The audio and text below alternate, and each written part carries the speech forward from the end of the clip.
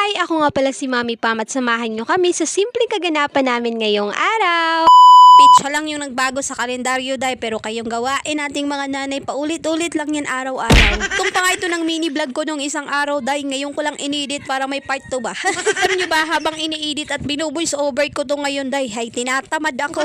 Ito pa naman yung mahirap kalaban, day, etong katawan natin kapag tinatamad, at alam ko normal naman siguro to. Kasi alam nyo, ganito yung nangyayari sa akin, nakakaramdam rin ng pagod yung katawan ko, day, kasi hindi nga ako robot, tao din ako. Pag hindi na talaga kaya, day, syempre magpahinga tayo, tapos ayun, laban ulit tayo, kay wala tayong choice, ay nanay na tayo. Rin talaga ito sa struggle ng mga nanay, no, kahit minsan nakakapagod, no, choice rin talaga tayo, lalo na kung may mga anak na. So sana nga ayong December, day, no, magkaroon tayo ng 13 month, diba?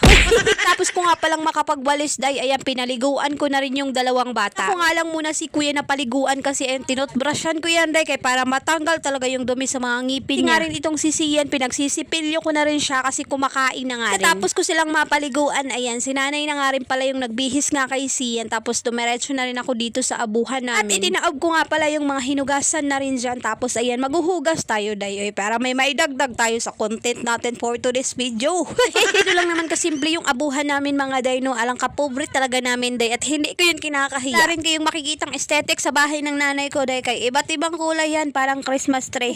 Syempre matuto rin tayong i-appreciate kung anong meron tayo, kung anong kinatatayuan natin ngayon, matuto tayong magpasalamat sa lahat. Harap pa rin tayo, day, no, kay marami pa tayong pangarap para sa sarili natin, sa sariling pamilya natin, at sa pamilya natin. Kaya padayon, kay kung may mga tao mang pagtawanan yung sitwasyon natin ngayon, day, hayaan natin sila magkatawa, day, hanggang sa mag-violet. I-flex ko rin sa inyo, mga day, itong bagong gawang banig ng nanay ko, day, 2 araw lang to, ayan, natapos nga rin agad ni nanay, at ang bilis talaga. Talaga kami bumibili ng banig, day, kasi bukod nga sa marunong yung nanay ko gumawa, wala rin kaming pera pang bili.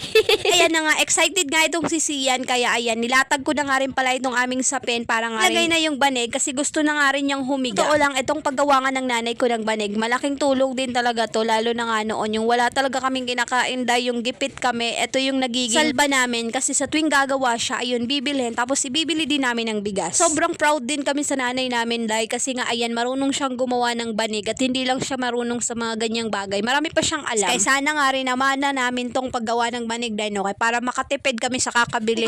Ayan, nilagyan nga yan ng pangalan ng nanay ko at petsa, akala nyo siguro mawawala.